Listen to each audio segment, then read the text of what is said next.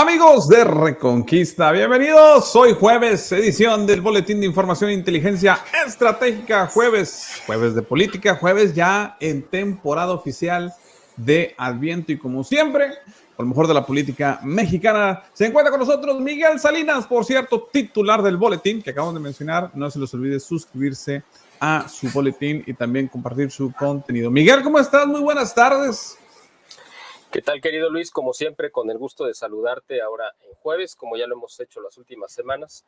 Y bueno, pues aquí con el gusto, como siempre, de compartir lo más hilarante de nuestra política nacional en México, este mundo irreal que vivimos de este lado de la frontera y que yo sé que a nuestra gente que nos hace favor de vernos, pues siempre le sirve, le informa, le divierte y bueno, pues estamos aquí con mucho gusto. Oye, no, hombre, está más fantasioso que en un mundo de Harry Potter, ¿verdad? Lo que sucede en México, la verdad, a veces no me la creo. Pero bueno, así es.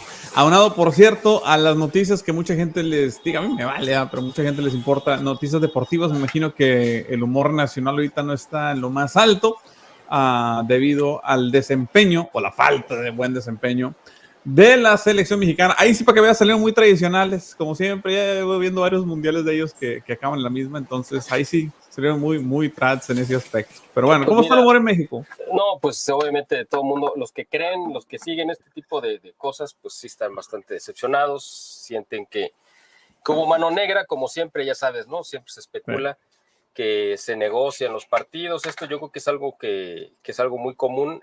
Nosotros estamos acostumbrados aquí en México, desgraciadamente, como tú lo sabes, todo se arregla en base a la corrupción y el fútbol, pues evidentemente es una de las partes que más se busca que sean como negocio, pues obviamente siempre se ha buscado que se manejen las cosas de una manera que no es tan honesta, ¿no? Y yo creo que es un reflejo de nuestra sociedad y de nuestra política. De hecho, yo hice un video sobre esto, a lo mejor si algún día tienes oportunidad de verlo, que te interese, hice un análisis precisamente comparando tres sociedades con tres deportes que la representan especialmente, y tomé como ejemplo Estados Unidos, México y España. Entonces, a Estados Unidos, yo creo que el deporte que más lo representa como sociedad es el fútbol americano. Sí. Y analicé todo lo que es y lo que hay detrás y cómo yo creo que si tú tienes la oportunidad de verlo, tú que vives allá y que te gusta el fútbol americano, sí, yo creo que a coincidir en mucho lo que señalé, el fútbol soccer en el caso de México y la tauromaquia para España. Entonces, sí, representa el carácter, representa al país y bueno, pues es un análisis como sociológico, si tú quieres, psicológico, y yo creo que nos va a dar, bueno, a la gente que haga favor de verlo, pues le va a lo mejor resultar interesante. No sé, ya lo subí hace unos días, ahí está en nuestro canal. Ahí está, por cierto, hablando de tauromaquia, me acordé, pues tú y yo venimos de una generación un poquito más antigua, somos generación X, de Heriberto el joven Murrieta, que fue una de las primeras entrevistas que hicimos aquí en el canal. Yo no soy experto en tauromaquia ni nada, pero sí me gusta, pues crecí yendo allá a las corridas de toros, de vez en cuando, no era así muy seguido. Obviamente, pues soy de Monterrey, donde surgieron ahí también grandes figuras de la arte taurino, etcétera, etcétera, pero bueno. Eloy Cavazos, obviamente, siendo el más popular. Claro. Pero, y obviamente, como cualquier persona, pues está la Plaza de Toros de ahí México, que nunca he ido, del mundo, pero pues también están las ventas ahí en España, que es la más tradicional, etcétera, etcétera. Y sí, qué interesante. Mándame el video, hombre, pues para verlo y compartirlo allá en el canal. De hecho, hablando de eso, anunció ayer precisamente la administración de la Plaza de Toros México, como efectivamente tú dices, es la más grande del mundo, que no va a haber temporada grande este año, ¿no? Año que empieza ahora pues se supone que empieza a finales de noviembre y se prolonga hasta más o menos febrero. El día del aniversario de la plaza es el 5 de febrero y anunció que no va a haber temporada este año, ¿no? Porque, bueno, pues ya sabes que hay una campaña muy fuerte de parte del gobierno de la Ciudad de México y de Morena, pero ya venía desde el PRD de tratar de acabar con esta fiesta, ¿no? Y además, porque como en el video yo menciono, pues la tauromaquia, que para muchos es un arte, para otros es un deporte, yo lo englobé como un espectáculo, ¿no? Que puede tener deporte y arte, las dos cosas. Es quizá la práctica deportiva más religiosa que hay, en el sentido de que está llena de todo tipo de símbolos, ¿no? Sí. símbolos religiosos, ¿no? Entonces, obviamente la izquierda, pues aborrece, ¿no? Aborrece. Claro, no, y obviamente está enmascarado bajo una supuesta, ¿cómo se llama? Cuidado y amor a los animales, que obviamente no tienen ni idea de cómo funcionan. El programa obviamente no es de tauromaquia ni hacer una apología de la tauromaquia, si te gusta bien, si no, perfecto, pero si hubiera lo que he batallado, porque he querido entrevistar al Juli, curiosamente, tengo más de un año que no puedo, lo seguimos intentando y todo, pues la figura o el exponente moderno, digamos, más importante o popular, vamos a poner, a lo mejor no es importante, pero digamos el más popular, de este arte, y es muy difícil. No me sorprende porque también le pegan a cada rato, o sea, los periodistas allá en España y todo, pero bueno, si podemos, lo vamos a tener aquí al Julián López el Juli algún día, Ojalá. si Dios nos da licencia, y poderlo entrevistar por precisamente toda esa simbología religiosa, donde tiene ahí sus ranchos y todo, que está impresionante. Una de las cosas que si yo tengo el privilegio de ir a España, me gustaría ir allá a Extremadura a ver los ranchos donde están el ganado de los toros de Lidia, pero bueno. Vamos a cambiar esto. Estamos en Adviento, Miguel, por cierto, temporada sí penitente, pero es diferente a cuando vamos a entrar a la Cuaresma, Sí. porque aquí estamos esperando, como bien el nombre lo dice, la llegada de nuestro Señor. Entonces ahorita estamos en la etapa de espera, morado, va, y luego estamos por ya viene la Navidad. ¿Cómo están ahí las cosas en México? ¿Qué dice el presidente? ¡Ay! Antes que se me olvide, perdóname. Quiero recordarles a las personas, por favorcito, que apoyen a Miguel en su contenido, también aquí con su producto. Hablando de temporadas de Adviento y Navidad y todo, qué buen regalo de Navidad. No es por hacer así promoción estilo Televisa, pero hecho a la mano, ahí promoviendo productos hispanos. Ahí está la pasta dental, que está creciendo. El desodorante, Miguel, también. Ahorita que están las fiestas, todo lo que da. Entonces ahí pueden ponerse en contacto para la gente que quiera conseguirlo y esperemos pronto llegue aquí a los Estados Unidos. Esperemos, esa es de las cosas que, bueno, pues ahí ante el Santísimo le hemos puesto como en sus manos, ¿no? Que de los proyectos del próximo año que nos permita poder abrir el mercado norteamericano y empezar a llegar para allá. Hay mucha gente que nos pide nuestros productos y lo agradezco, y es evidentemente porque nos ven aquí contigo. Y hay mucha expectación, hay mucha gente que desearía tenerlos, distribuirlos, usarlos, etcétera. Y bueno, pues ojalá que pronto Dios nos permita poder alcanzar esta meta, ¿no? Sí, ojalá Dios quiera y pues bueno, échenos la mano ahí con el producto, aquí lo pongo en pantalla una vez más, para todos ustedes que estén interesados. Ahora sí, Miguel, vámonos de lleno con la información. ¿Qué de nuevo con López Obrador? Pues mira, antes de entrar con él, ahorita que estábamos tocando el tema del Adviento, es importante recordarle a la gente que hay una propuesta que ahorita está en la congeladora, pero no va a estar permanente, va a estar un tiempo ahí, de la Suprema Corte de Justicia. No sé si tú supiste eso.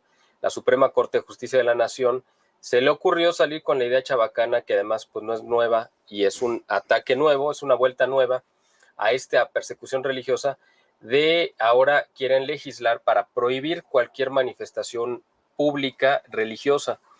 Obviamente su ataque va contra la religión católica, porque yo creo que si los judíos celebraran alguna festividad pública no se la iban a prohibir, ni tampoco si los musulmanes, que hubiera una cantidad que quisiera cerrar una calle en el centro de México para hacer el Ramadán o la fiesta esta que hacen, la celebración de los viernes, tampoco se los iban a prohibir. El asunto aquí es prohibir las celebraciones católicas. Y con lo que ellos querían empezar, pero solamente es el inicio, es a partir de este año prohibir los nacimientos en lugares públicos, ya sea en plazas, que en muchos lugares de México, no sé si en Monterrey, pero cuando menos aquí en Jalisco es muy común, igual que en Guanajuato y Michoacán, que en el centro, en la plaza principal de cada municipio, pueblo, ciudad, se colocan figuras de nacimiento representando precisamente lo que sucedió hace un poquito más de 2000 años allá en Belén, y que ahora la Suprema Corte quiere prohibir porque se supone que puede herir, ya sabes, ¿no?, la sensibilidad, o puede ofender a los no creyentes, aunque aquí ellos están pasando por el arco. Fíjate, qué tramposo es esto, porque supuestamente la democracia se sustenta en el principio fundamental de que es la mayoría, la voluntad de la mayoría, y se impone sobre las minorías, porque así funciona la democracia. Yo no digo que sea justo o injusto, uno puede decir que es injusto, pero en fin, aquí el asunto es que la democracia se sustenta sobre ese principio básico, que es la voluntad de la mayoría. Aquí lo que estamos viviendo es una dictadura a la inversa, es una dictadura de una minoría que se quiere imponer sobre la voluntad o el parecer de las mayorías. Y aquí ellos dicen, no, lo que pasa es que como no todos son creyentes en México, pues para esa minoría que no es creyente, en consideración a ellos los vamos a prohibir. Ahí no importa que la mayoría sí sea creyente y que sí desee tenerlos, eso aparte ya se la brincan. Entonces, Sí. esta es una parte de la persecución religiosa que se está dando y el secretario general de la Conferencia del Episcopado Mexicano, que es el obispo de Cuernavaca, muy valientemente dijo en una entrevista con Joaquín López Dóriga que efectivamente esto era simplemente el inicio de prohibir el culto público. Y esto que implica es las peregrinaciones como la del 12 de diciembre, Sí. todas las fiestas patronales que hay en los pueblos, que son las fiestas religiosas. Sí. Por ejemplo, cuando salen la gente con el Santísimo a las calles, en fin, las procesiones, todo lo que tú quieras y se te ocurra que pueda tener que ver un contexto religioso, eso es lo que se quiere prohibir en la calle, ¿no? O sea, reducirlo. Eso fue el inicio que detonó el conflicto religioso de 1926. Así que Joaquín López Dóriga, de hecho, sí se la lanzó así directa al obispo, que si esto era una reactivación del conflicto religioso de 1926. Y el obispo, pues muy prudente, ya sabes cómo son, pues no trató de engancharse ahí, pero el asunto es que sí estamos viendo que hay una situación de riesgo. Ahora, la presión que se ejerció de parte de los obispos permitió que cuando menos ahorita lo dejaran así como, bueno, un tema que sí vamos a tratar, pero no ahorita porque estaba demasiado sensible el tema, ¿no? En la opinión pública. Fíjate, corrígeme, estoy equivocado, no sé, a ver, no. Me imagino que para lo que los españoles es la Semana Santa en cuanto a las procesiones, o sea, que es algo cultural muy fuerte, arraigado, que incluso trasciende las fronteras españolas de popularidad. Pues para México es, por ejemplo, el 12 de diciembre, Nuestra Señora de Guadalupe, claro, en la excepción de en Semana Santa también es muy importante y todo. Y obviamente San Luis, el estado de San Luis Potosí, que se distingue por tener la producción también estilo España, muy popular, la producción del silencio, etcétera, etcétera. Pero fuera de eso, realmente lo que México lo caracteriza son ahorita en estas épocas, ya en diciembre, justamente las procesiones y manifestaciones públicas de la fe, en especial la fe católica. Claro que en México hay cabida para otros tipos de manifestación religiosas, estemos o no de acuerdo, si realmente no, los católicos no tienen un problema en ese aspecto con ello, con la existencia de otras, incluso estamos hablando de no trinitarias, o sea, una cosa, pues bueno, entre los protestantes, hermanos separados y todo, pues seguimos creyendo un Dios trino, tenemos el credo, etcétera, etcétera, pero otros que ni siquiera eso. En realidad eso no representa un problema, no sé por qué están viendo ahí un conflicto, honestamente. No sé cómo reaccionaron los medios y te pregunto por esto. Cuando estaba en vida Jacobo Saludowski, ¿te acuerdas que el titular de Televisa? Jacobo Saludowski, digamos, es representa el icono de la televisión mexicana, bien o mal, como Walter Cronkite aquí en los Estados Unidos, o no sé. Y él era de familia judía. Házaro, si no recuerdo, no me acuerdo, eran de Polonia. Total, lo que voy. En uno de los últimos videos, cuando todavía estaba en vida, en paz descanse, por cierto, don Jacobo Saludowski, él mencionaba que pues él nunca tuvo problemas con las comunidades católicas ahí en México. Y él entendía el entorno en que se manejaba. O sea, él decía, sí, yo soy judío, pero yo entiendo que México es un país católico. Entrevistó a su santidad Juan Pablo II. O sea, no tenía una agenda, ¿ok?, en contra del catolicismo, estuviera él o no de acuerdo. De hecho, hay un testimonio muy interesante, si lo encuentran en YouTube, de Jacobo Saludowski, donde su mamá, él platica cómo su mamá vino a Estados Unidos a México, llegando de Polonia, el papá lo sacó después, y unas monjas curiosamente quisieron bautizarlo, y le dijo, oye, no, somos judíos. Entonces decía, en la anécdota, dicen los monjas, no se va a lograr el niño, o sea, que todos se ríen y todo, o sea, que...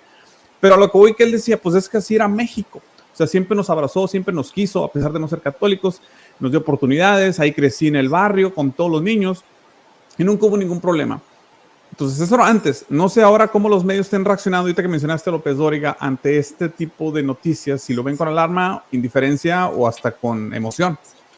Mira, yo creo que lo ven como un poco de indiferencia, como un tema que realmente no les importa mucho, más como a nivel de chisme. En el caso de López Dóriga, yo creo que él sí es católico, yo creo, o sea, a lo mejor no es muy practicante ni nada, pero Sí, me parece cultura. que sí, legítimamente es católico. Él, tengo entendido que cubrió la fuente del Vaticano un tiempo también, antes que Valentina Larraqui, y hizo programas especiales. Cuando él regresa a Televisa en el 2000, más o menos, 99-2000, hizo especiales. Su primera colaboración con Televisa fue especiales sobre Juan Pablo II. O sea, es una persona que conoce y sabe del tema religioso.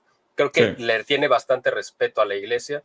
Creo que lleva buena relación pues, con la jerarquía. Sí. Y en este sentido, yo creo que él sí tomó partido del lado pues, correcto, ¿no? Del lado de la Sí. iglesia. Pero bueno, pues en general, yo la verdad no te puedo decir que si esa fue la reacción de todos los medios. Yo vi la nota que la publicaron varios simplemente como una cuestión casi anecdotaria. Ay, miren, una ocurrencia, ¿no?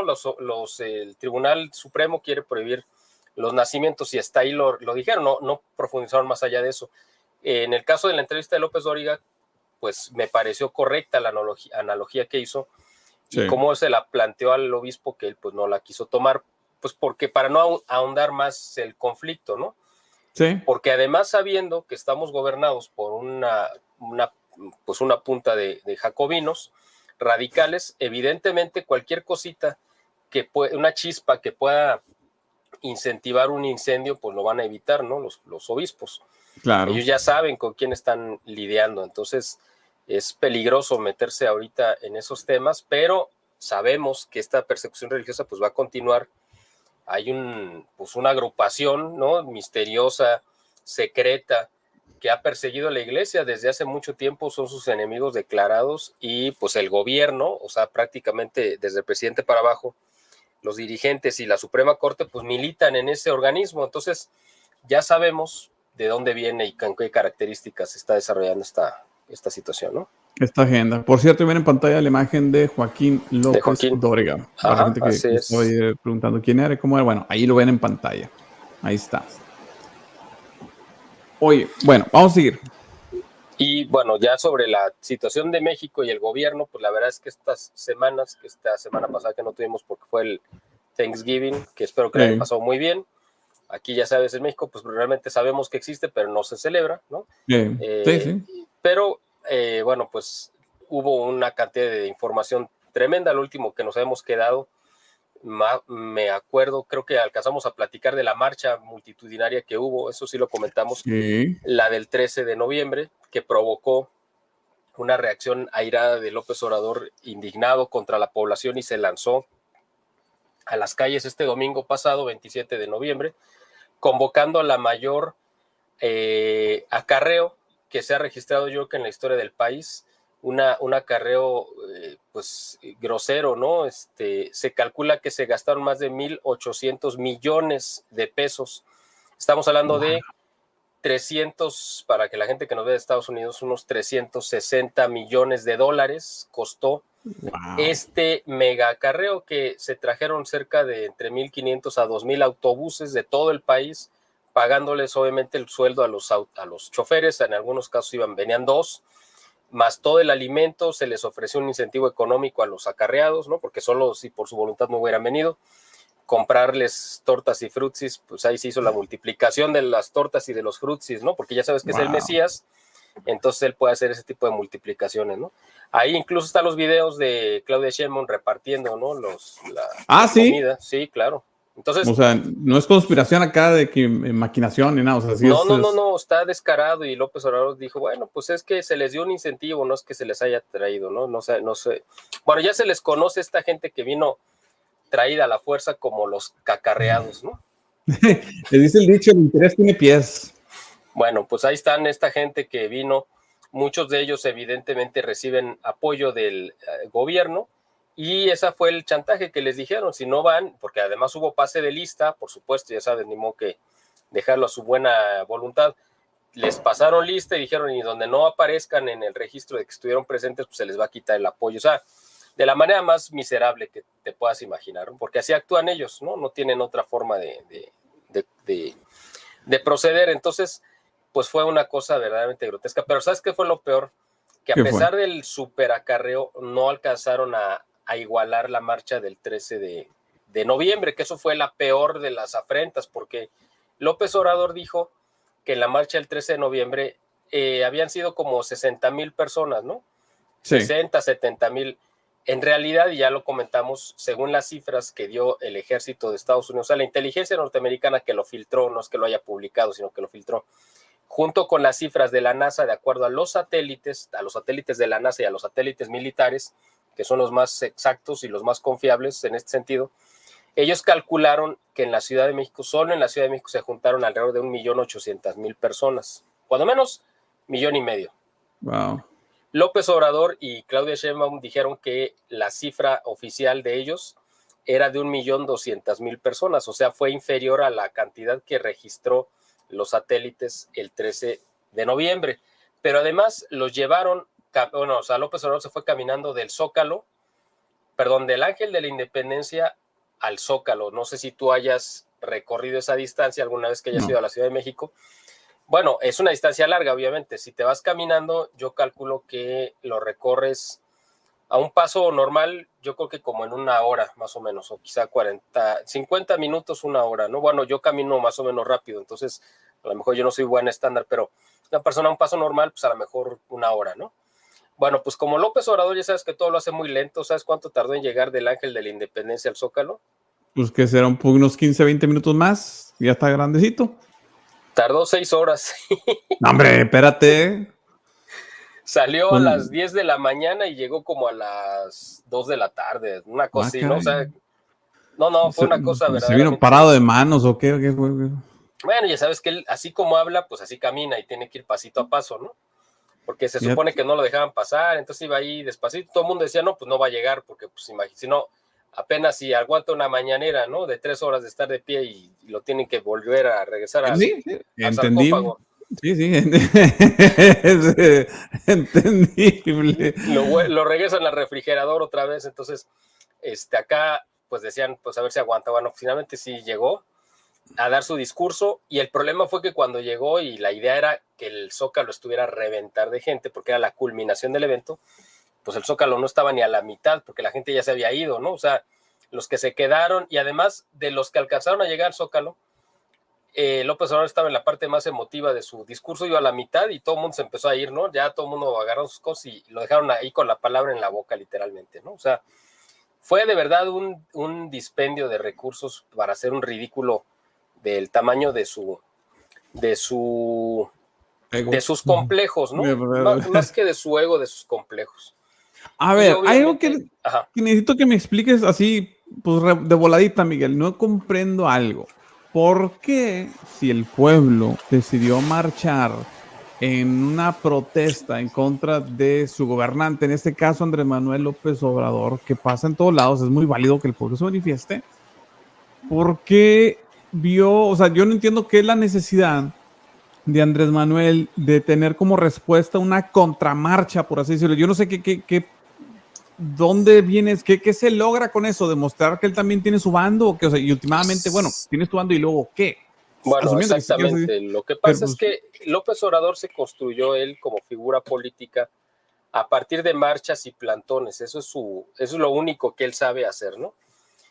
Entonces, él se consideraba el rey de la calle, en el sentido de que él era el que juntaba a la gente, que donde él se parara, la gente se arremolinaba para seguirlo, ¿no? Entonces, las dos manifestaciones quizá más grandes que ha habido en la historia de México, las dos curiosamente han sido en contra de López Obrador. Una fue en el año 2004, cuando era jefe de gobierno, y la gente salió a manifestarse indignada por la ola de delincuencia que se había desatado como nunca en la historia de la Ciudad de México. Y eso fue precisamente porque, como ya sabemos, ahora ya ha quedado comprobado y demostrado, incluso eso lo vamos a comentar un poquito más adelante en el programa, pero ya hay documentación que demuestra que López Obrador tiene una alianza con las fuerzas pues de la delincuencia organizada.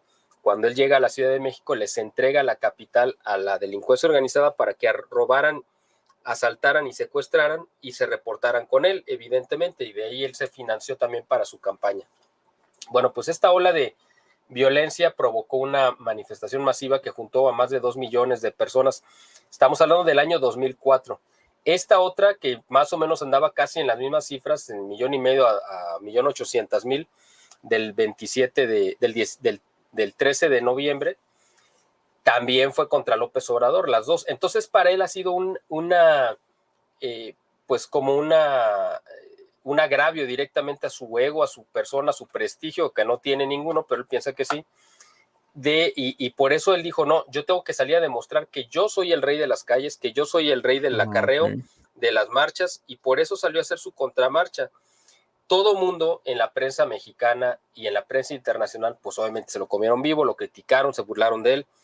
No sé si tuviste incluso una editorial que le dedicó nada más y nada menos que el Washington Post esta semana a López Obrador, editorial, o sea, no estamos hablando de que alguien o algún articulista, no, un editorial diciendo que México se refiere a la población, defender la democracia de los ataques de López Obrador. O sea, como diciendo, López Obrador es un riesgo para la democracia y la ciudadanía tiene que salir a defenderla.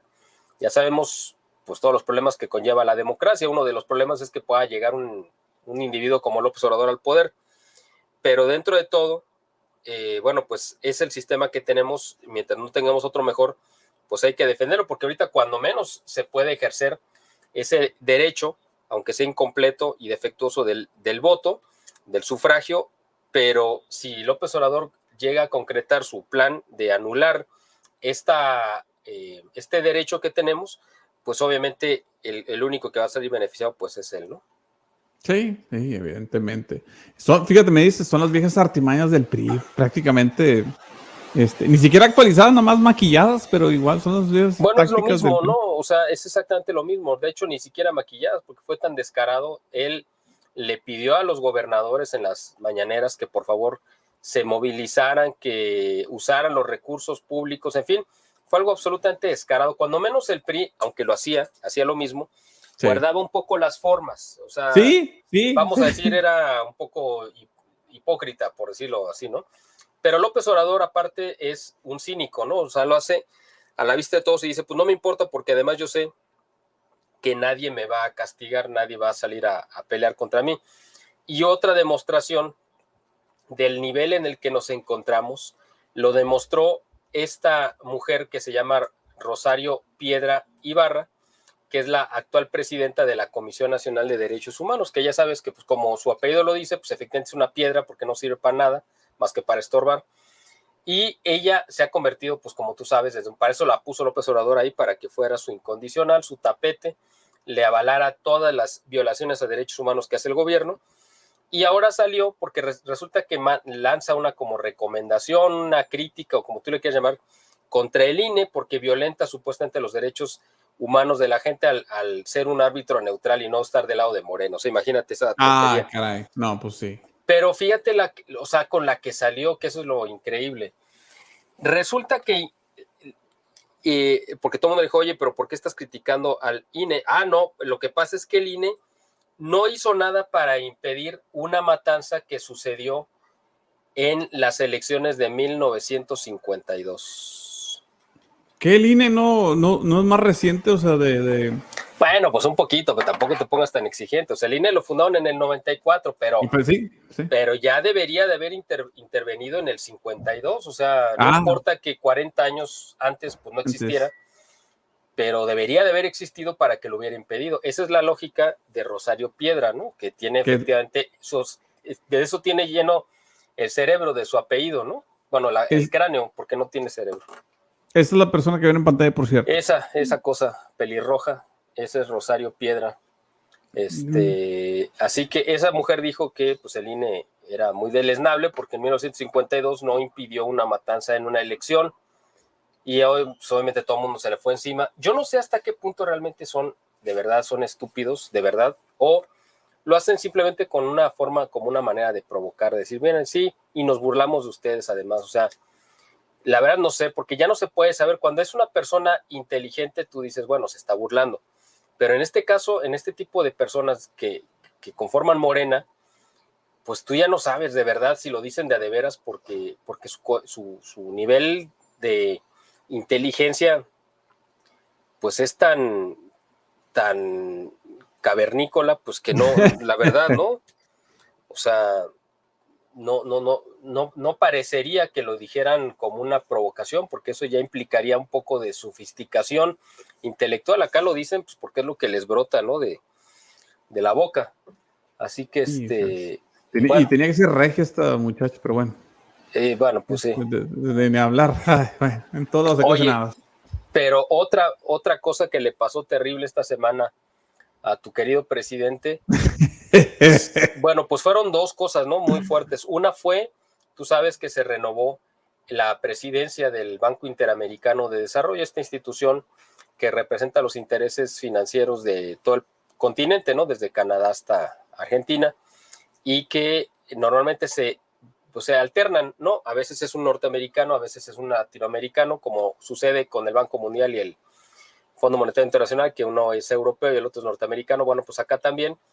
El último, el que estaba todavía presidiendo el banco, era pues me parece que un banquero norteamericano que había elegido o nominado Donald Trump. Entonces, obviamente, como ya sabes cómo están las cosas allá en tu nueva patria, pues el presidente Biden quiso deshacerse de él y entonces le sugirió, o sea, le coqueteó a México a principios del año pasado, del 2021, recién entrando él, que quería hacer una renovación del Banco Interamericano y que el gobierno de Estados Unidos vería con buenos ojos que quien presidiera ese banco fuera un mexicano y en particular una mexicana, y le puso nombre y apellido, que era una mujer que representaba los intereses de México en Estados Unidos, ¿no? Era una funcionaria que venía todavía del gobierno de Peña Nieto. El gobierno de López Obrador, pues no, ni le pasó de noche, ¿no? La sugerencia del gobierno norteamericano. Se enteró, como en todo, ¿no? Le pasa al 5 para las 12, apenas ya que iba a ser la elección una semana antes, se dieron cuenta, se acordaron de esta indirecta y entonces ellos proponen a uno de los consejeros que estaba trabajando en el Banco de México, que había impuesto López Obrador cuando se renovó parte del consejo directivo, y lo mandó a competir. El asunto fue que, como ya se había pasado el tiempo, quedaba una semana para la elección, ya el presidente Jair Bolsonaro había cabildeado con Biden para que aprobaran una candidatura que él mismo propuso y que el mismo Lula, a pesar de todo, la respaldó también, porque sabía que aunque la había propuesto Bolsonaro, pero al ser un brasileño, pues el que iba a salir beneficiado iba a ser él, ahora que entrara como presidente a la mala, pero que va a entrar como presidente, ¿no? Bueno, va a ser un presidente a la Biden, para no decirlo así también. Entonces, pues Bolsonaro hizo un buen cabildeo al punto que el mismo Alberto Fernández de Argentina lo respaldó junto con el presidente de Chile y otros. Y López Obrador lanza a su candidato ya al 5 para las 12, esperando y confiando que Alberto Fernández lo iba a apoyar, y cuando se da cuenta que votan en contra y que nadie votó a favor del candidato mexicano, sino que todos se fueron en banda por el brasileño, pues López Obrador hace un escándalo, le reclama en la mañanera a Alberto Fernández como si fuera miembro de su partido, sin respetar pues ninguna, ¿cómo te diré? Pues ningún principio básico, ¿no? De la diplomacia, que sabemos que él tampoco conoce. Y el presidente Fernández, que pues ya sabemos que también es otro López Obrador allá, pero con acento argentino, pues también se molestó por el trato que le dio López Obrador y tenía programada una visita de Estado la semana pasada a México y la canceló, prácticamente ya subiéndose al avión la cancela, ¿no? Argumentando que no se sentía bien, del estómago, lo que tú quieras, que traía un problema, que sí, pues parece que sí traía un problema de una úlcera o lo que sea, y no vino a México, ¿no? Pero fue una manera de desairar a López Obrador, pues por su altanería y su majadería. Pero el que sí vino y le tocó ver todo el zafarrancho fue el presidente Boric de Chile, el presidente nuevo, que es como un Justin Trudeau, como un Macron, ¿no? Acá de Chile. Híjole. Bueno, sí. Pero curiosamente, aunque son de izquierda, pero pues también han marcado distancia con López Obrador. Toda la gente de izquierda del continente pues ha marcado distancia porque dicen, no, es que nos está quemando, ¿no? O sea, la verdad, en lugar de impulsar el plan, ¿no? El proyecto del Foro de Sao Paulo, pues lo está quemando, ¿no? Entonces viene Boric a México y delante de López Obrador, eso es algo que yo nunca había visto, estando en la conferencia, le hacen una pregunta, estaba en una conferencia de prensa conjunta, y las caras de él, la verdad es que son para hacer todo tipo de memes, ¿no? Estaba así harto ya de escuchar tanta estupidez del observador. Y cuando le toca el turno, lo dijo así delante de todos, ¿no? Bueno, pues ahora ya entiendo por qué por qué tardan tanto las conferencias aquí en México, ¿no? Las conferencias de prensa, wow. O sea, refiriéndose o sea, en su cara burlándose del observador de que es vamos a decirlo así, es un retardado mental en cuanto a, me refiero a que pues es una persona que tiene un lento proceso de ideas, bueno, una que otra, ¿no? Que se le cruza por ahí de repente, pero le tarda mucho en pasar entre una y otra, ¿no? Entonces, la verdad, la condición mental de López Obrador, pues ya es hasta objeto de burla de otros presidentes, imagínate nada más, ¿no? Ahorita que mencionas, por cierto, Miguel, es más, voy a subir la imagen que leí. Esta me la estoy pirateando de la Wikipedia, obviamente hay que hacerlo más, digamos, con más tiempo y todo, pero mencionaste una palabra muy clave que me gustaría que algún día, Miguel, no sé si fue la otra semana o las próximas semanas, podamos hacer un especial sobre lo que es, ahorita que mencionas, el foro de Sao Paulo. Sao Paulo, sí. Porque siento que a lo mejor muchas personas están un poquillo confundidas sobre qué es o qué representa. Y eso tiene mucho que ver con la realidad política en Hispanoamérica, no solo en México, sino en toda Latinoamérica. Ahí ven una imagen muy encimita. Y en gran parte, Miguel, a mi juicio, explica por qué parte del ascenso de los gobiernos izquierdistas en toda Latinoamérica. No sé cómo lo veas tú, pero sería bueno que, y no tiene que ser de una hora, nomás una media hora, digamos que hagamos un vivo, una edición extra, no solo la semana que tenemos, es una edición extra sobre el foro de Sao Paulo, para comentar un poquito, que la gente se vaya empapando lo que es y cómo se está plasmando. Porque claro, esto obviamente no son nada más intelectuales aventándose sus propios elogios entre ellos mismos, o sea, tienen un plan muy determinado, claro, tienen una agenda muy determinada que la están llevando a cabo, y uno de los problemas que aquí el conservadurismo o la derecha, como le quieras llamar, la fuerza que es contrarrestante a este tipo de agendas, que hasta la fecha no han podido despertar de ese letargio, Miguel, es que en esta agenda del Foro Sao Paulo, todos esos zurdos, la Agenda 2030, lo que tú quieras llamar, ¿ok? Tienen uno de los métodos más efectivos para llevar a cabo esta agenda, que es implementación cultural. O sea, dicho de otra manera, ellos primero se apropian de la cultura, y la cultura evidentemente permea la política, no al revés. El problema que una batalla cultural es que para poder entrar a una batalla cultural hay que crear cultura. Nosotros los hispanistas, los conservadores, los católicos, los protestantes, todo lo que sea religioso de buena moral, para acabar pronto, ¿ok? No estamos aportando cultura como sociedad en general, ¿ok? O sea, ¿quiénes son los que aportan cultura? Son los zurdos. ¿Quiénes son los que hacen los programas en Netflix? ¿Quiénes son los que hacen las comedias ahorita en Hispanoamérica? Son la mayor parte de las personas son zurdos que promueven sus valores, y esos son los que están permeando las mentes de los jóvenes que están obviamente formándose y adaptando ese tipo de ideologías. Entonces, todo esto tiene financiamiento. Estas personas no solo dicen queremos ser anti-iglesia o progres o lo que tú quieras, lo están financiando, o sea, están poniéndole los gastos y quién sabe cómo le hacen, pero lo consiguen. Nosotros no podemos nada más como conservadores, Miguel, sentarnos y quejarnos de los brazos cruzados diciendo, ay, se están perdiendo los valores. Ay, ya, mira cómo que va decayendo la sociedad. Si no le vamos a poner el empeño compartiendo contenido, comprando productos, financiando proyectos, si no vamos a decir, bueno, ¿para qué quiero? Ahí está el Padre Olivera, entre otras personas, sacó un video ahorita del Apocalipsis, ¿ok? ¿Cuántas personas lo han compartido? ¿Cuántas personas han invertido en ellos? Porque producir cuesta. Claro que no estoy hablando por el Padre Olivera, él puede hablar por sí mismo, pero yo sé lo que cuesta una producción es quién le ha donado para ese tipo de cosas. ¿Por qué no hacen conferencias donde se traigan al Padre Olivera aquí en los Estados Unidos? Porque nada nos sirve que esté en Hispanoamérica.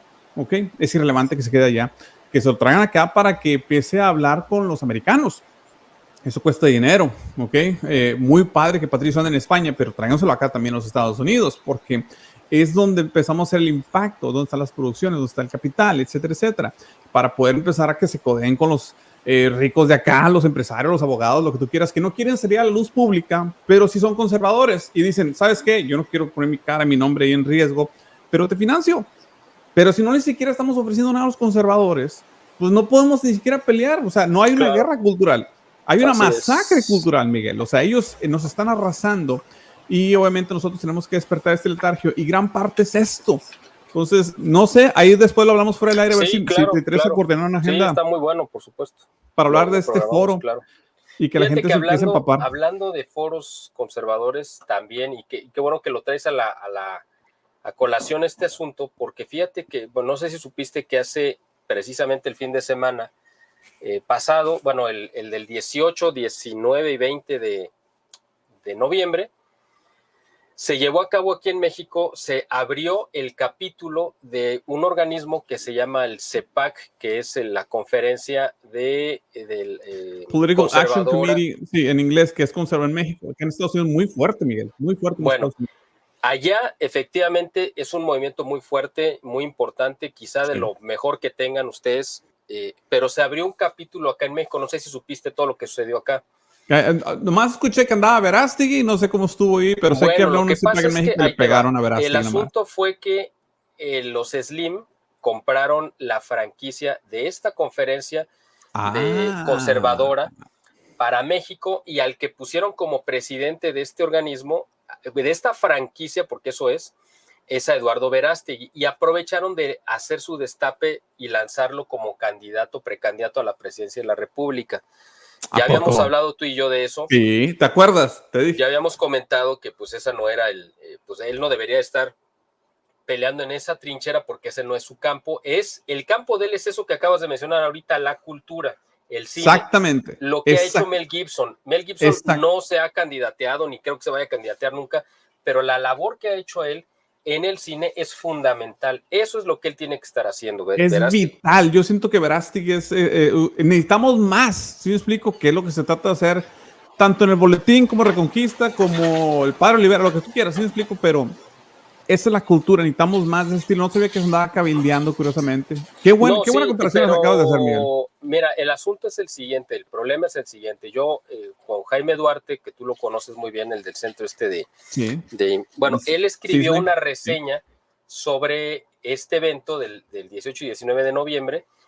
Me parece que él estuvo presente y su reseña se me hizo muy buena, tan buena, él me la envió a mí, y tan buena que yo le dije, oye, ¿sabes qué? Me gustaría subirla a mis redes y difundirla, porque yo coincido totalmente con lo que tú dices. Y él me dijo, sí, por supuesto, te lo agradezco, adelante. Bueno, en esta reseña él hace una serie de anotaciones muy precisas y muy concretas y muy atinadas, hablando de Verástegui, precisamente diciendo que Verástegui, como tú y yo ya lo sabíamos, pero él lo confirma, está en la nómina de los Slim, de Patricio Slim y de Carlos Slim.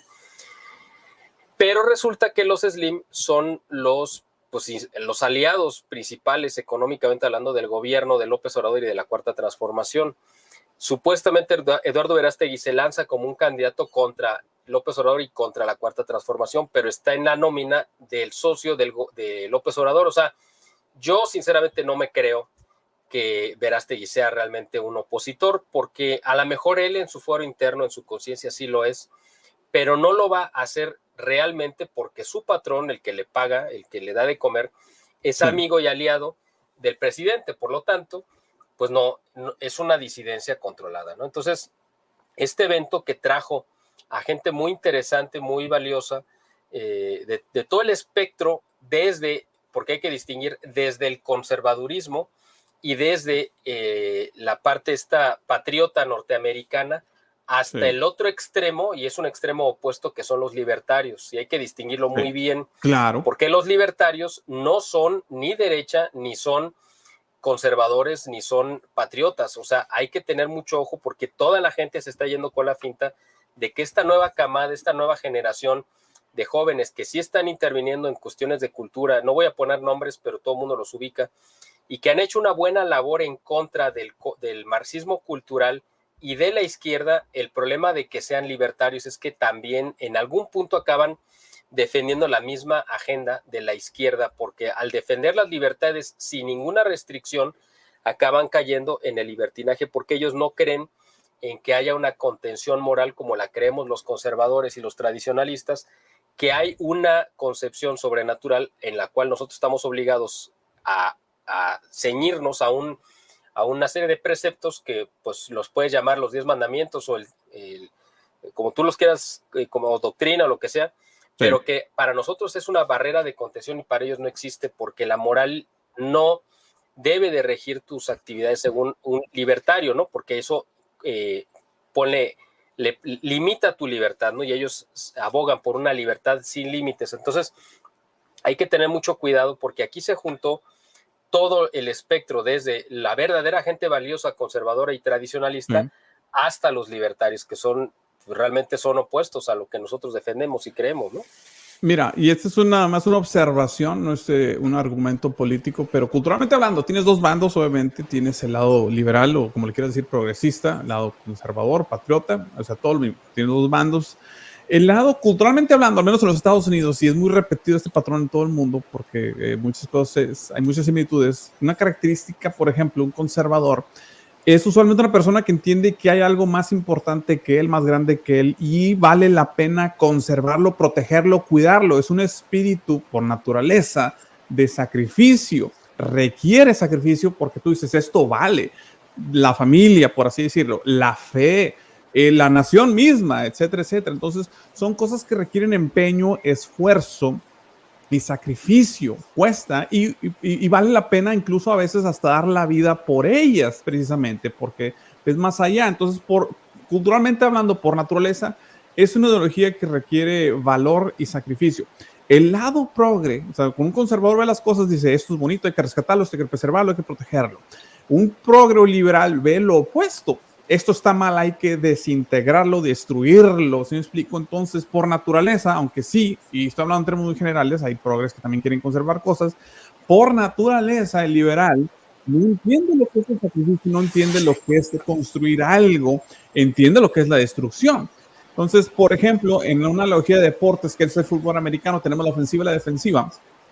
La ofensiva es más compleja que la defensiva, y te digo yo que jugué como cornerback defensivo y me encanta la defensiva, pero entendemos que es más difícil para una ofensiva ser exitosa porque nosotros como defensores, nuestro único trabajo es destruir y mermar los planes de la ofensiva que quiera anotar un touchdown o un punto, quiera avanzar el balón, ¿ok? Ellos son los que tienen que maquinar y tienen que sentarse a planear y tienen que hacer estrategias y tienen que coordinarse muy bien. Nosotros tenemos nada más que leer la jugada y destruirlos, ¿ok? Entonces, así funciona culturalmente hablando. Una vez más, tienes a estas personas que están tratando, culturalmente hablando, de construir y de destruir. Nosotros tenemos que entender con claridad de qué bando estamos y por qué. Que no nomás es decir, son malditos liberales. No, no se trata de eso. Entonces, interesante eso que mencionas de, ¿cómo se llama? De Jaime Duarte, Eduardo Verástegui y todo. Porque si hay división, hay destrucción. Esa es una manera que nos identificar. Y como conservadores o católicos o cristianos, como le quieras decir, obviamente está en contra de nuestro ADN. El libertario, ahorita que lo mencionas y por eso viene este comentario, Miguel, por naturaleza no es alguien que busque esa cohesión. Es más, el movimiento libertario ni siquiera tiene una cohesión para empezar, porque hay un espectro dentro del mismo libertarismo. Sí. El libertario solo dice, me interesa prácticamente nada más lo material, mientras las estructuras económicas me lo permitan, que yo pueda sacar jugo a los beneficios del sacrificio de otros, ¿okay? Que son los conservadores usualmente, estoy bien. Independientemente de la moral. Mientras que obviamente el lado progre dice no hay que destruir. Una manera que destruimos es corrompiendo los morales, destruyendo las instituciones, llámese la familia o gobierno, o eclesiásticas, etcétera, etcétera. Por eso el problema de los libertarios. Usualmente el libertario, como lo único que le interesa, no estoy hablando de todos, es las garantías individuales, como el portar armas, etcétera, etcétera, pues se hayan seguido aliados a los conservadores, pero no quiere decir que tengamos la misma agenda. Así es, totalmente. Y de eso se trata de aclarar precisamente, porque esta reunión es muy importante, o sea, hubiera sido muy importante, pero el asunto es que ya venía viciada desde su origen por la gente que la financió, que la compró. Y aquí tú estás hablando de, todo este tema lo menciono por lo que tú habías comentado al principio, bueno, hace unos momentos, de que falta que la gente de nuestra ideología le meta dinero para intervenir directamente en la cultura. Esa es la parte importante, porque, por ejemplo, los Slim teniendo a un Verástegui, ¿tú crees que no podrían financiar, no una película, quizá como han de haber apoyado probablemente, y quizá, ni siquiera estoy seguro, la película de La Cristiada, sino muchas más que evidenciaran la situación o que volvieran a presentar una panorama de esperanza para México culturalmente hablando. Pero bueno, pues no una lo están serie entera haciendo en porque Netflix. no les interesa. Exacto, Sí, ellos podrían financiar cualquier clase de series en Netflix, que así es, pero no les interesa, no lo han hecho porque no les interesa, no está dentro de sus intereses y ellos se mueven en base a intereses. ¿Cuáles son sus intereses? Bueno, pues estar bien con el gobierno porque el gobierno les está dando las obras más jugosas y a ellos no les importa que se esté despilfarrando el dinero de la nación a manos llenas mientras ese dinero despilfarrado llegue a sus bolsillos, a sus cuentas, ¿no? Entonces, es una manera muy perversa de decir, bueno, yo tengo intereses y no tengo amigos. Y Eduardo Verástegui se ha convertido en una pieza que será desechable para ellos porque ahorita lo pueden utilizar para captar simplemente para hacerle el juego a López Obrador de dividir a la oposición y de que el voto católico, que es el más numeroso, se vaya en banda hacia donde lo quieran llevar los Slim y al final de cuentas lo van a desgastar, lo van a desilusionar y van a acabar mostrando, no, pues es que López Obrador es invencible, Morena es invencible y nadie va a poder contra él. Y entonces es una manera de derrotar moralmente y espiritualmente a la población y decir, no, pues ya no hay nada que hacer, pues mejor nos vamos, ¿no? A ver, aquí pregunta, por cierto, Chelita, le mandamos un abrazo. Dice, si no es Eduardo, ¿a quién proponen? O sea, la verdad yo no tengo ningún candidato, no hay nadie que yo haya visto que esté en el espectro político o social. Yo no creo, o sea, no digo que no haya quien, simplemente que, bueno, yo tengo una persona que no la voy a ni siquiera mencionar para no meterle en problemas, que sé que sería la persona ideal para nuestro país y que incluso en alguna ocasión ya compitió de manera independiente por la presidencia. No lo va a volver a hacer y sería la persona ideal porque reúne todos los requisitos que uno quisiera. Una persona que conoce la política, conoce historia, filosofía, es un practicante católico, no voy a decir si es hombre o mujer, y sería la persona ideal, es la persona, la mente más brillante que yo he conocido, pero pues desgraciadamente, y la conocen, pues ha tenido tratos con presidentes de la República, con secretarios de Estado y con otros países, ha dado conferencias en todo el mundo, pero pues no es la persona que yo sé que no lo va a hacer simplemente, pero sería la persona ideal. Así que fuera de esa persona, pues yo no veo a nadie más, ¿no? Pero además sí. es una persona que no va a competir, desgraciadamente, así que bueno, pues por eso ni siquiera la menciono. Fíjate que hay varios comentarios ahorita que mencionas esto también de Verástegui. Yo concuerdo contigo, Eduardo, es una persona que incluso yo estoy muy agradecido con lo que ha hecho, o sea, los rosarios y todo. Se me hace el mejor guerrero cultural que tenemos de este lado del continente, incluidos los Estados Unidos, por cierto. Ha sido más efectivo incluso que muchos tradicionalistas aquí en Estados Unidos que han pasado muy, digamos, no han podido cruzar esa barrera porque tienden a ser muy ásperos a veces, ¿sí me explico? O sea, muy gruñones, etcétera, etcétera. Y Verástegui es una persona que ha demostrado, al menos en su trabajo, pues mansedumbre, reflejo de la fe, o no es algo que le quiera estar peleando o atacando, ¿sí me explico? O la mayor parte de las personas, etcétera, etcétera. Obviamente tiene buenas conexiones aquí en los Estados Unidos. Necesitamos más como Verástegui, por cierto, o sea, eso es a lo que voy. Verástegui ha podido cruzar ambos lados de la frontera con un éxito muy importante, pero es el único. Laje no lo ha podido hacer. Agustín Laje, que ha sido muy buenas contribuciones, que no se distingue, digamos, por ser un católico, al menos expreso en su agenda, pero aún así ha sido un buen combate cultural en contra de la progresía. Laje lo ha hecho muy bien a mi juicio. A lo mejor no sería el idóneo de nosotros, pero algo ha hecho bien. Entonces, pero no ha podido cruzar, todo se queda ya en Hispanoamérica. ¿Cómo se llama? Iturrieta, etcétera, etcétera. Todos son muy buenos, pero allá se están quedando. O sea, necesitamos que hagan lo que han hecho Verástegui y para eso también necesita el apoyo de la gente aquí en los Estados Unidos. Yo creo que ellos creen, no sé, porque no he platicado con ninguno de ellos como para decir si es su opinión o no. Yo simplemente lo veo como un observador. Han de considerar que pues ese trabajo ellos ya lo tienen cubierto en Estados Unidos. O sea, ustedes ya lo tienen cubierto. Allá es donde está el financiamiento, donde están las mejores organizaciones, donde está, o sea, dan por un hecho que lo que ellos están haciendo de este lado de América, ustedes ya lo están haciendo allá y que por eso no hace falta quizá cruzar la frontera, como tú bien dices, ¿no? Y si ellos se han enfocado básicamente en el mercado parlante, tanto el de España como el de México, y les ha ido muy bien, digo, no de México, perdón, de toda Hispanoamérica, y les ha ido muy bien y han encontrado pues un nicho de mercado, Sí. ¿no? Sí, Para sí. sus libros y para sus ideas y conferencias y lo que tú quieras. No representan efectivamente, por muy buenos que sean, o de lo mejor que hay en el espectro intelectual, no representan bajo ninguna circunstancia pues nuestra postura conservadora y tradicionalista, porque no lo son, ¿no? Y ellos se distancian por esa parte, ¿no? Del libertarismo. Ojalá, ellos ya van en el camino de la verdad, es decir, ya van enfilados, Sí. van en un rumbo equivocado, pero van en una ruta, van hacia el rumbo correcto, pero por un camino equivocado. Entonces, ojalá que en el camino pues puedan corregir, hacer un ajuste e irse por el camino que debe de irse, y entonces potencializarían todo lo que hacen y el bien que harían sería mucho mayor y mucho más efectivo. Pero bueno, ahorita no están en ese proceso, ojalá Dios los pueda ir guiando hacia ese fin, pero la realidad es que estamos viendo, efectivamente, esto es una batalla cultural totalmente, es una batalla espiritual. Sí. Y esa batalla espiritual se refleja en la cultura, en la política, en la economía y en otros campos.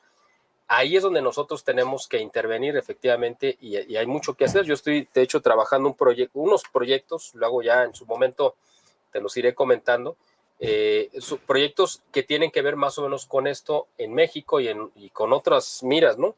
Con la idea de poder romper ese bloqueo y poder tener ese impacto dentro del terreno de la cultura que está totalmente tomada por nuestros enemigos, ¿no? Por la izquierda.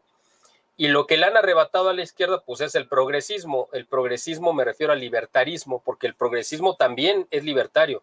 No, el progresismo no solamente es de izquierda, también hay un progresismo de derecha que es el libertarismo, y pues tampoco, o sea, no nos ayuda de mucho de todos modos, ¿no? O sea, necesitamos esa tercera opción que somos nosotros, que no estamos ni en la derecha, ni en la izquierda, ni en el centro, sino que estamos arriba de ellos, y que pues tenemos que tener un papel activo y tomar esos espacios que nos han ido quitando. O sea, qué bueno que Laje y Márquez y todos ellos le hayan quitado espacios a la izquierda, está muy bien. El asunto es que ahora hay que llegar y pues esos espacios o abrir otros, meter el verdadero visión conservadora, tradicional y patriota, ¿no?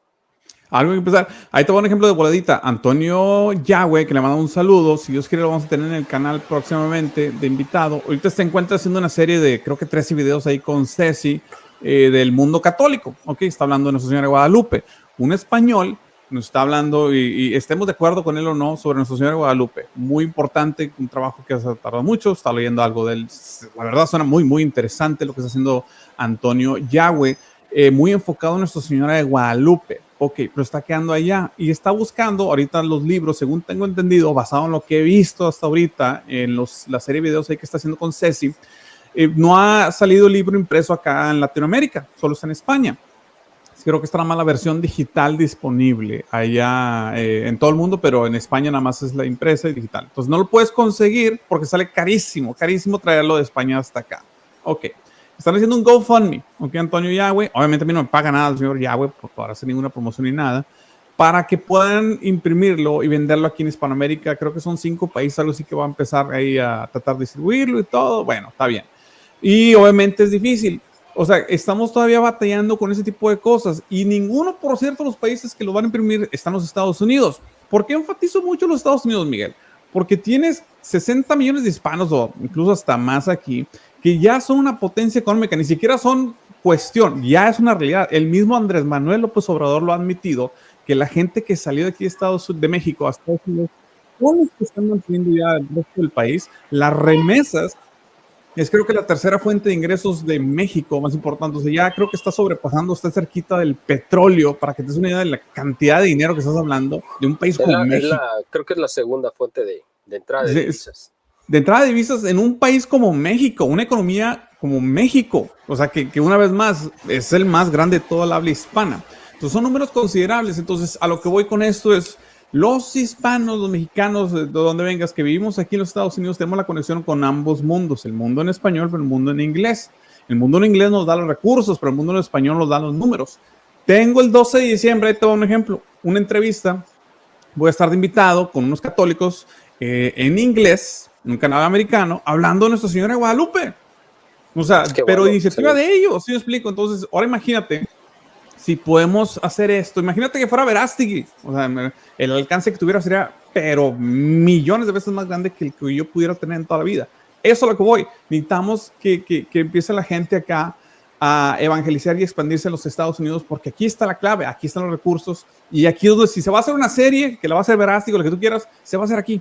¿Ok? Sí, sí. O sea, ¿para qué nos hacemos? Entonces, si se va a hacer una serie de libros, pues para empezar hay que inculcar la cultura de leer, ¿verdad? Pero dices, bueno, pues se tiene que financiar, vamos a hacerlo aquí. O sea, ahí está, pero hay que ponerle voluntad. Mira, este comentario que pone nuestra amiga Chari Castañeda, Sí. de que los Slim han financiado eventos católicos, sí han financiado algunos, pero han saboteado más de los que han financiado. Eso es importante mencionarlo, porque muchos eventos pro vida, y eso es algo que lo mencionó en su texto Jaime Duarte, y yo lo sabía por otras fuentes, él simplemente lo confirmó. Los Slim, no sé si todos o algunos o alguno en particular, pero han boicoteado eventos pro vida. O sea, pues ellos saben cómo y tienen los resortes y las conexiones para hacer que las cosas pasen o que no pasen. Ellos lo pueden hacer, y entonces algunos los han financiado, los que no implican tanto riesgo, y los que pueden tener un impacto más significativo son los que han echado para atrás.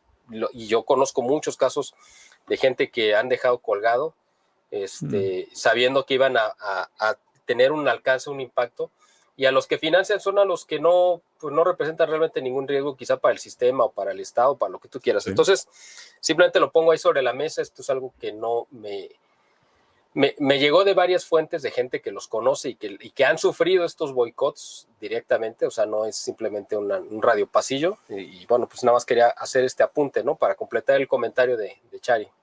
Sí. Bueno, se nos acaba el tiempo y todo. Gran programa, Miguel. Obviamente dejamos muchos temas pendientes. Después nos coordinamos esta semana para hablar sobre el Foro de Sao Paulo, para que la gente a lo mejor empiece a aprender cómo funciona eso. Recuerda, el orden, digamos, a lo mejor un libertario o muchas personas no creen una jerarquía. Está bien, pero eso no quiere decir que así funcione la realidad o el mundo. El mal incluso cree en la jerarquía. Entonces, el orden jerárquico de cómo una cultura se va permeando, afectando, es primero creas una cultura, un concepto, por así decirlo, no lo es por la política. La política es casi al final. Es un reflejo de lo que ya se sembró hace 10 años o no sé. O sea, el hecho de que tengamos izquierdistas ahorita no es una sorpresa. ¿De dónde salieron? No. Cuando tú estuviste compartiendo videos de chistes majaderos o lo que tú quieras, enfocándote en la selección mexicana, hablando de México específicamente, troleando, no sé, peleándote o enviciando, lo que tú gustes y mandes. Mientras tú estuviste distraído, los progresos estuvieron invirtiendo en la cultura, creando apps, inundando TikTok, inundando Twitter, inundando Netflix, etcétera, etcétera, gastándole, o sea, no andaban ahí centaveándole. Y ahora están redituando esos pagos. Y ahora que estas personas ya crecieron, están en las élites del poder, les están remunerando, obviamente, por medio de impuestos y contratos de gobierno y otros tipos de escándalos como, por ejemplo, no sé, el que viste con la plataforma cripto de FTX en Ucrania, que resultó ser un lavado de dinero mega fraudulento, o sea, de por sí ya es redundante eso, para el Partido Demócrata. O sea, no salen de nada, ellos ven a futuro, a generaciones y están cosechando a manos llenas. Entonces, a ver qué día nosotros nos despertamos y nos unimos con la madre patria en España para poder invertir en la cultura desde los Estados Unidos y que se nos remunere. No sé cómo lo ves tú, Miguel. De hecho, exactamente ahorita terminado contigo, en unos 20 minutos vamos a hacer un enlace, precisamente estas mesas de análisis. Después espero que participes tú también, como ya lo has hecho en alguna ocasión o en algunas. Nos vamos a enlazar con TLV1 de Argentina y con un nuevo medio español que se llama Impacto España Noticias. Es una cadena, de hecho, de radio. Van a empezar con televisión y están ahorita siendo un medio alternativo. Entonces, representan los mismos intereses nuestros y queremos hacer estas alianzas en las cuales después yo quiero que te involucres también para que lo que se vea en España o lo que tú hagas tenga impacto en España y a su vez tú les puedas dar entrada a ellos hacia tu mercado hispanohablante en Estados Unidos. O sea, eso es lo que tenemos que hacer, este tipo de alianzas, y hay que trabajarlas, ¿no? Sí, sí. Ahorita ya, pues mucha suerte. Un saludo a los de TLV1. He tenido el privilegio de colaborar con ellos un par de veces también. Un abrazo, don Juan Manuel. Eso siempre ha sido un gusto y de los que más han defendido, por cierto, la verdad, la ortodoxia. Me preguntan cuándo invito al padre. Voy a invitar otra vez. No he tenido oportunidad de hablar. A veces texteo, no muy seguido, honestamente, pues está ocupado y todo. Pero sí, vamos a hacer si les interesa, voy a tratar de contactarlo para poderlo tener de vuelta aquí al canal. Gracias a todos ustedes, por cierto, que están aquí compartiendo, comentando. Nos encanta que hagan esto. Y obviamente, gracias. Un saludo, por cierto, que lo mencionaste, o también a Jaime Duarte, a Rodolfo también, por cierto, a todos ellos, lo del Cisne, a Ceci, a todos los que colaboran, ¿ok? Aquí en esta batalla cultural.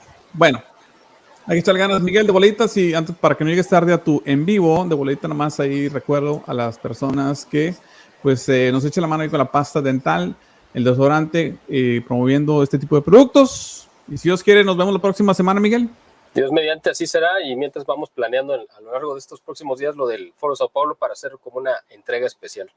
Perfecto. A nombre de Miguel Salinas y el Boletín de Información e Inteligencia Estratégica, que lo voy a poner aquí en pantalla, que no creo que se me olvidó, se despide un servidor, Luis Medina, deseándoles que tengan una excelente tarde, un mejor fin de semana, feliz Adviento, y como siempre nos despedimos diciendo, ¡que viva Cristo Rey! ¡Que viva Cristo Rey!